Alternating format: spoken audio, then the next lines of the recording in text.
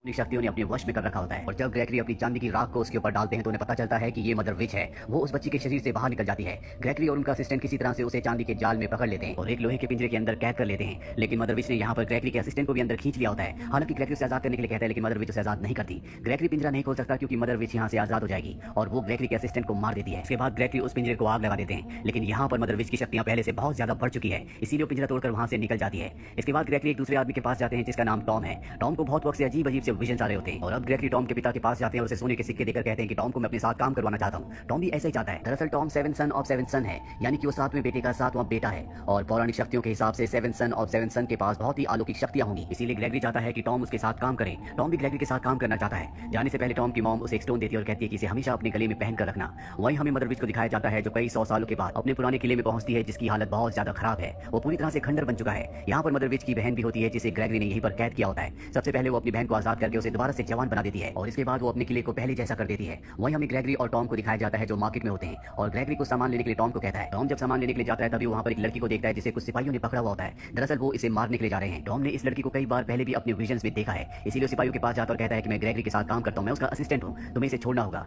ये कहने पर वो लोग उस लड़की को छोड़ देते हैं। टॉम उस लड़की से उसका नाम पूछता है, लेकिन वो उसे अपना नाम नहीं बताती और कहती है कि मेरे बारे में ग्रेगरी को कुछ मत बताना। यहाँ से निकलकर वो मदर विच के महल में जाती है, जहाँ में पता चलता है कि मदर विच की बहन की बेटी है, इसका नाम एलिस है। वहीं हमें टॉम, ग्रेगरी और उसके खास आदमी को दिखाया जाता है जो सबके सब अब ग्रेगरी के घर जा रहे हैं। ग्रेगरी के घर पहुंचने के बाद यहाँ पर टॉम को पता चलता है कि ग्रेगरी फैल्कन ग्रुप का एक आखिरी सदस्य है। फैल्कन ग्रुप वो ग्रुप था जो इंसानों को बुरी शक्तियों से यानी कि सुपर नेचुरल पावर से बचाती थी और अब उस ग्रुप का आखिरी जो मेंबर, आखिरी योद्धा है, वो और कोई नहीं बल्कि ग्रेगरी है। ग्रेगरी बताता है कि जल्दी ब्लड मून दोबारा आने वाला है और अगर ऐसा हुआ तो मदर विच को उसकी सारी शक्तियां मिल जाएंगी। पिछली बार जब ऐसा हुआ था तो उसने तबाही मचाई थी और अब मैं नहीं चाहता कि दोबारा तबाही मचे, इसीलिए हमें उसके किले में जाकर उसे पकड़ना होगा। अब रात को जब टॉम सो रहा होता है तभी उसे कमरे के दरवाजे के बाहर से किसी की आहट आती है और जब वो दरवाजा खोलता है तो वहां पर एक योद्धा आता है जिसे विच ने भेजा है। वो उसके ऊपर हमला करके उसे मारने वाला होता है कि ग्रेगरी वहां पर आ जाता है और उस योद्धा को खत्म कर देता है। ग्रेगरी को देखकर बिल्कुल अच्छा नहीं लगता कि टॉम उससे लड़ नहीं पाया। वो उसे नाराज होकर जा रहा होता है, लेकिन तभी टॉम उसकी तरफ तलवार फेंकता है। दरअसल टॉम का निशाना बहुत ही अच्छा है जो देखकर ग्रेगरी को अच्छा लगता है और वो उसे मदर विच के और भी साथियों के बारे में बताता है। अगले दिन ये किले की तरफ निकल पड़ते हैं ताकि मदर विच को मार सके, लेकिन इससे पहले कि ये किले तक पहुंचते यहाँ पर कुछ सैनिक आकर इन्हें पकड़कर वापस शहर ले आते हैं, जहाँ पर सैनिकों ने एक मॉन्स्टर को पकड़ा होता है जो अपना रूप बदल सकता है और ग्रेगरी को इसे मारना है। ग्रेगरी जब उसके सामने जाता है तो पिंजरा तोड़कर बाहर आ जाता है,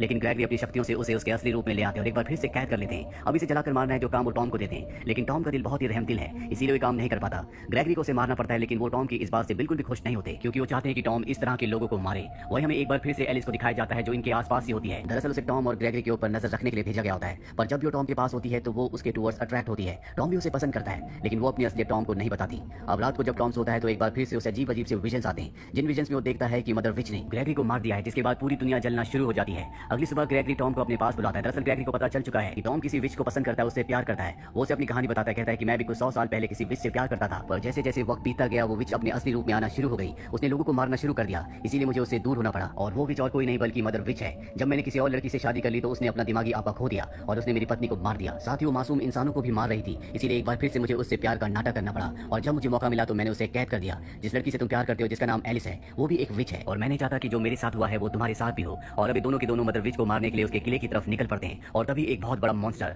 जो कि मदर विच के लिए काम करता है इनके ऊपर हमला कर देता है। अपनी जान बचाने के लिए दोनों के दोनों पानी में कूद जाते हैं। मॉन्स्टर भी पानी में कूद जाता है और टॉम उसके ऊपर चढ़कर उसे अपनी तलवार से जख्मी कर देता है। आगे बहुत ही बड़ा झरना होता है, जिस झरने से गिरने के बाद उस मॉन्स्टर की मौत हो जाती है, लेकिन टॉम बच जाता है। अब उसके सामने एक दूसरी विच आती है जिसके पास तलवार है और इससे पहले कि वो टॉम को तलवार से मारती उसकी तलवार टॉम के गले में जो लॉकेट होता है जो उसकी मॉम ने उसे दिया था उस पर टच होता है, जिसे देखकर वो पूरी तरह से हैरान हो जाती है। वो कहती है कि ये मदर विच का है और ये बात बताने के लिए वो यहाँ से मदर विच के पास चली जाती है। ग्रेगरी देखकर कि किस तरह से टॉम ने उस मॉन्स्टर को मारा था और किस तरह से वो विच उससे भाग गई, बहुत खुश होता है। वो टॉम को बताता है कि तुम्हारे गले में जो लॉकेट है, जो स्टोन है, ये विच अपने पास रखती है और ये मदर विच का था, लेकिन किसी दूसरी विच ने उससे चुरा लिया था, जिसके बाद उसकी शक्तियां बहुत कम हो गई थी और इसी वजह से मैं उसे कैद कर पाया था। ये सब बातें सुनने के बाद टॉम को समझ में आ जाता है कि उसकी मॉम भी एक विच है और उन्होंने मदर विच का स्टोन चुराया था। वही मदर विच को जब पता चलता है कि उसका स्टोन टॉम के पास है तो वो अपने साथियों के साथ शहर के ऊपर हमला कर देती है। यहाँ पर टॉम की मॉम भी होती है जो अपने परिवार के साथ यहाँ से भाग रही होती है, लेकिन अब उसे लगता है कि उसे शहर को बचाना होगा। वो मदर विच के एक साथी को मार देती है। मदर विच उसे देख लेती है और पहचान लेती है कि इसी ने कई 100 साल पहले उसका लॉकेट चुराया था और अब वो उसे मार देती है और अब भी उसे उसका शक्तिशाली लॉकेट वापस नहीं मिला होता। इसीलिए वो अपनी बहन की बेटी एलिस से कहती है कि तुम्हें टॉम के पास जाना होगा और उसके पास जो मेरा लॉकेट है उसे मेरे पास वापस लाना होगा, इसके बदले में टॉम की जान को बख्श दूंगी।